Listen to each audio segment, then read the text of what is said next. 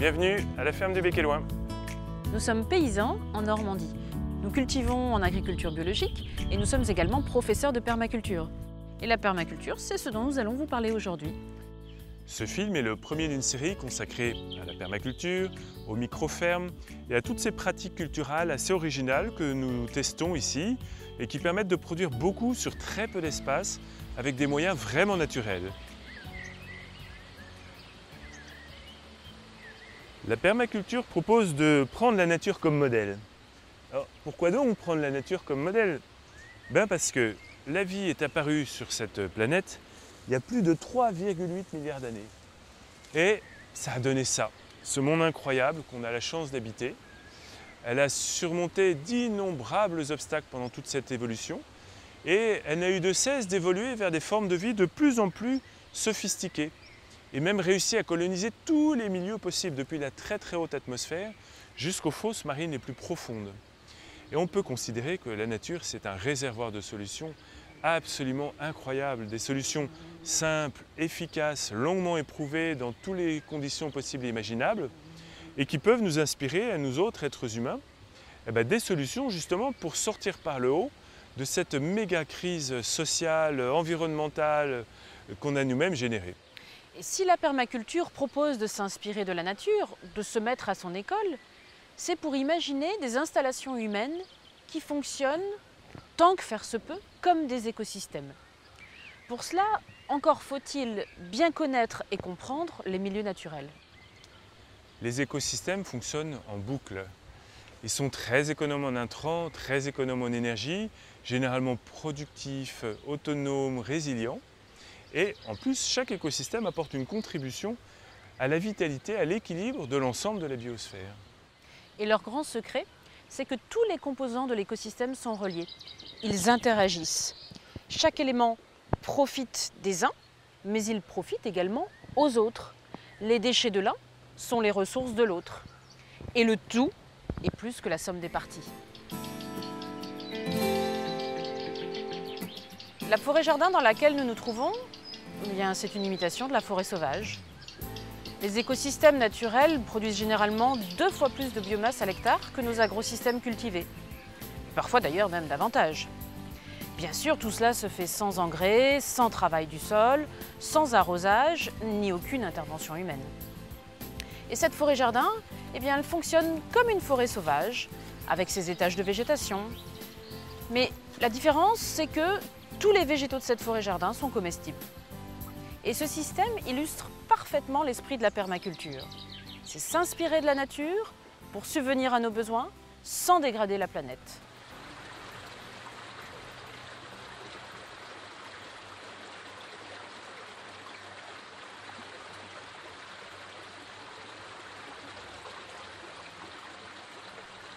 Ce qui fait la richesse d'un écosystème naturel, c'est sa biodiversité, bien évidemment.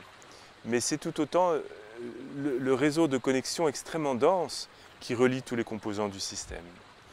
Et ça permet que chaque fonction importante au sein de cet écosystème soit remplie par plusieurs éléments. Et chaque élément remplit généralement plusieurs fonctions. D'où une capacité de résister aux crises comme les aléas climatiques. Plus la biodiversité est grande, plus la résilience d'un milieu naturel est importante. Alors si on applique ça à nos installations humaines, ça veut dire forcément chercher le meilleur positionnement relatif des éléments les uns par rapport aux autres de manière à ce qu'ils puissent interagir. Si les éléments sont mal positionnés dans notre système, les connexions ne se feront pas. De ceci découle le fait que la permaculture soit avant tout une histoire de design. Design, c'est un mot qu'on aime beaucoup en permaculture, c'est un anglicisme qui veut dire dessin, conception. Le fondement de la permaculture, c'est de réfléchir intensément en amont à la conception de nos installations humaines. Et tout cet effort mis dans la conception va permettre d'avoir des installations qui, pendant toute leur durée de vie, vont être économes en énergie, en travail, en intrants, et plus autonomes, plus productives et finalement plus durables, à l'image de la nature. De cette durabilité découle l'étymologie même du mot permaculture. Les 2 fondateurs australiens de la permaculture, Bill Mollison et David Holmgren, ont forgé ce mot à partir de agriculture permanente. pour être vraiment exact, ça avait été forgé en 1911 par 2 agronomes américains, mais ils ont repris cette notion d'agriculture permanente.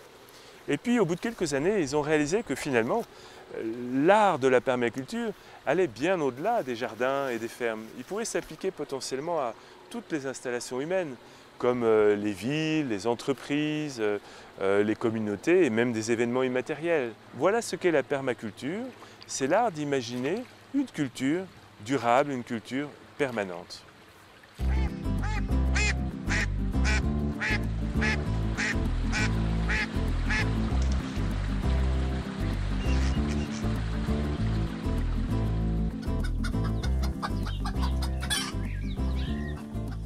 Eh bien voici un exemple simple mais fort intéressant de l'importance d'un bon positionnement relatif. Le verger et les poules. Que font les poules dans le verger? Toute la journée, elles se baladent, elles grattent, elles enrichissent le sol de leur fiente, mais surtout ce qui nous intéresse ici dans l'interaction, c'est qu'elles mangent les vers des premières pommes qui tombent. Souvent, elles sont véreuses, ces fameuses premières pommes. Donc, tout en se nourrissant, elles assainissent le verger. L'interaction entre les deux éléments est absolument incroyable. Elles se nourrissent, elles assainissent le verger, elles le fertilisent, tout le monde est gagnant. Mais bien évidemment, pour que ce fameux positionnement relatif et ces interactions soient réellement bénéfiques, encore faut-il que le poulailler soit à proximité du verger. Et c'est là qu'intervient l'importance d'un excellent design. Poules, poules, poules. Poules, poules, poules. Les poules, poules, poules. Les poules, poules, poules. On peut aller encore plus loin dans les connexions et s'amuser un petit peu plus. Ici, par exemple, dans la Grande Serre, on a installé un poulailler. Alors, un poulailler dans une serre, c'est assez incongru, mais ça offre en fait tout un tas d'avantages. L'un des avantages, c'est qu'on a une fabrication de compost in situ. On n'a même plus à sortir les déchets végétaux de la serre. Nos petites poulettes, nous les compostent directement sur place.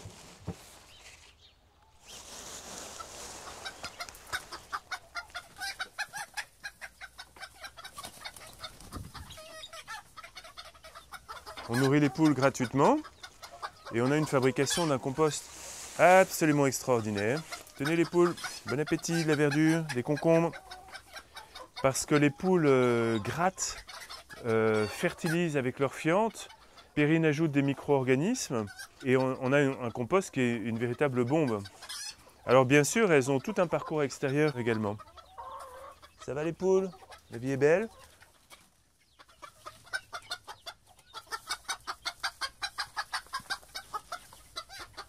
Et puis bien évidemment, elles nous donnent des œufs, mais c'est pas tout, il y a encore d'autres avantages. Un autre intérêt de notre fameux poulailler, c'est que la chaleur corporelle des animaux en hiver est intéressante pour contribuer à avoir un climat un petit peu plus agréable dans la serre. Alors vous allez me dire, les poules sont toutes petites, effectivement, mais on a prévu le poulailler suffisamment vaste pour pouvoir mettre des moutons ou des cochons ou voire les poneys les nuits froides d'hiver et ils contribuent à maintenir la serre hors gel. Là-haut, on a encore un étage de culture. Nous ne voulions surtout pas perdre de surface cultivée sous serre, parce que pour nous, la serre est quand même un élément important de notre dispositif. Et donc, on a aménagé des bacs ici plutôt pour démarrer nos jeunes plants. Avec un grand intérêt, c'est que la température monte, et en hiver, on a 5 degrés de plus de jour comme de nuit ici, ce qui permet de démarrer les plants de manière précoce, avec pas une goutte d'énergie fossile. Donc ces quelques degrés gagnés sont particulièrement intéressants.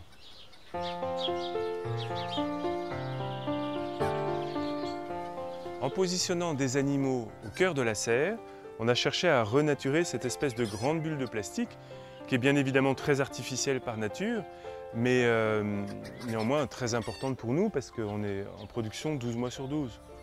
Alors dans le même ordre d'esprit, on a planté pas mal de vignes dans la serre. Et l'année dernière, on a eu 240 kg de raisins, elles donnent bien. C'est une forme d'agroforesterie, c'est le principe des cultures étagées. On a également creusé une mare juste à l'entrée de la serre. Il y a pas mal de grenouilles dedans et alors la nuit, c'est rigolo, elles rentrent dans la serre et puis elles mangent les limaces et puis le matin, quand on arrive, on les voit toutes sortir à la queue leu leu. Ça illustre un principe important de la permaculture qui est chaque élément remplit plusieurs fonctions. Voilà les fonctions remplies par les poules.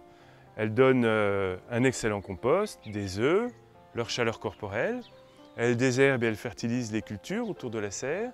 Et puis elles boulottent les limaces téméraires qui chercheraient à s'aventurer au cœur de la serre. Voilà. Et puis il y a un autre principe qui va avec le premier, c'est que chaque fonction importante est remplie par plusieurs éléments.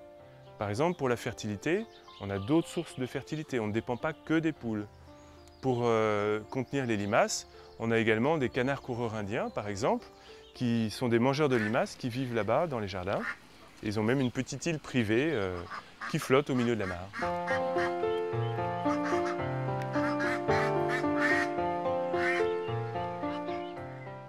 La permaculture, c'est beaucoup d'observation. C'est essentiel l'observation.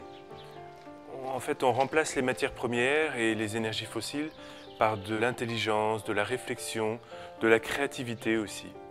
Le design, chaque design, c'est le fruit d'une patiente enquête, une minutieuse enquête sur le lieu, sur ses habitants et sur toutes les ressources disponibles, les contraintes également, les opportunités. C'est un processus évolutif, c'est jamais acquis, on le remet sur le métier et on cherche à tirer la quintessence du potentiel de chaque réalisation. Et tout cet effort de conception en amont va permettre d'obtenir pendant toute la durée de vie du système quelque chose de beaucoup plus autonome, durable. Finalement, devenir permaculteur, c'est se mettre à l'école de la nature, c'est en comprendre le fonctionnement. Les principes de la permaculture sont simples, hein. D'ailleurs, souvent, des gens viennent me voir et me dire « Ah, mais moi je faisais de la permaculture, je ne le savais pas ». Tout simplement parce que c'est du bon sens. Mais ces principes-là, ils sont très efficaces. Vous pourriez vous imaginer cette permaculture comme une boîte à outils qui, au quotidien, va vous donner les outils et les moyens pour recréer, imaginer la vie à laquelle vous aspirez. Une vie qui va vous permettre de vous épanouir, de respecter votre environnement, notre planète et les autres. Voilà ma brouette atelier. Là, j'ai à peu près tout ce qu'il me faut pour pratiquer mon métier. Ce que j'aime dans cette approche permaculturelle, c'est qu'elle est très low-tech. On fait tout à la main avec des outils simples et souvent des vieux outils achetés quelques euros à la foire à tout du Bec-et-Loing. Et ça ne nous empêche pas pourtant d'être efficaces et de produire autant de légumes par heure travaillés que nos confrères qui ont des gros tracteurs. Parce que on compense, je dirais, l'aspect très low-tech par l'intensité du design et par le fait qu'on cherche vraiment à tirer parti des services rendus par les écosystèmes. On a des milliards et des milliards de collaborateurs invisibles qui sont les vers de terre, les bactéries, les champignons, etc. qui travaillent pour nous jour et nuit, 7 jours sur 7. Donc on n'a pas la puissance du moteur thermique, mais on a tous ces alliés qui travaillent avec nous dans le même sens. Plus de fertilité, plus d'abondance.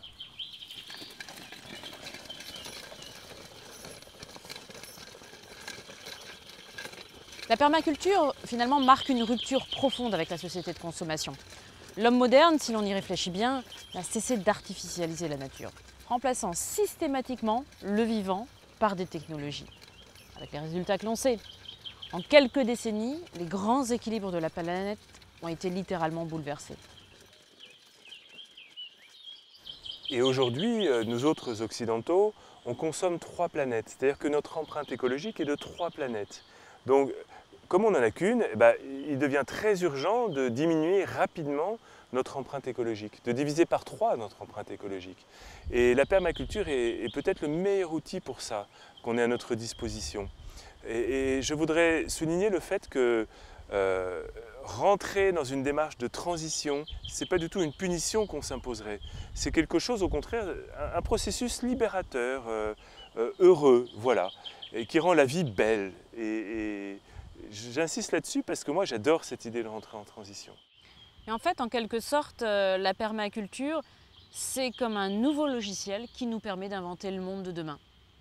Alors, ça n'est pas un cumul d'outils, de savoir-faire et autres. Non, c'est vraiment un système global, conceptuel. Inventons le monde de demain dans sa globalité. Et cette globalité, elle intègre tout ce qu'on connaît déjà, toutes les pratiques vertueuses qui sont déjà en train d'être mises en place. On peut penser à l'agriculture biologique, aux énergies renouvelables, à l'éco-construction. On peut même parler d'économie, les systèmes d'échange libre, l'économie circulaire, l'économie sociale et solidaire. Et ça va même jusqu'aux relations entre êtres humains. Et on peut parler là de la communication non violente, par exemple. Et nous-mêmes, on a longtemps cherché notre juste place, la meilleure manière d'habiter la Terre. Une manière qui soit équitable, juste à la fois pour nous, pour les générations à venir, et puis pour toutes les plantes, tous les animaux, jusqu'aux petits vers de terre. Et quand on a rencontré la permaculture, waouh, c'est comme si tous les morceaux du puzzle s'assemblaient et on trouvait une cohérence merveilleuse qu'on n'avait jamais atteint auparavant. Et ce qui nous a beaucoup inspiré, c'est que Bill Mollison et David Holmgren, les pères fondateurs de la permaculture, ont posé une éthique très claire et très forte. Ils ont dit que cette permaculture, elle se basait autour de 3 principes.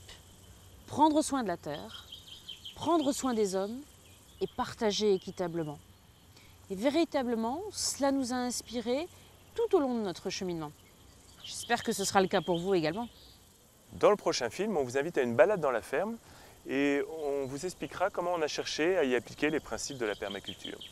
Au revoir. À bientôt et prenez soin de vous et de la terre.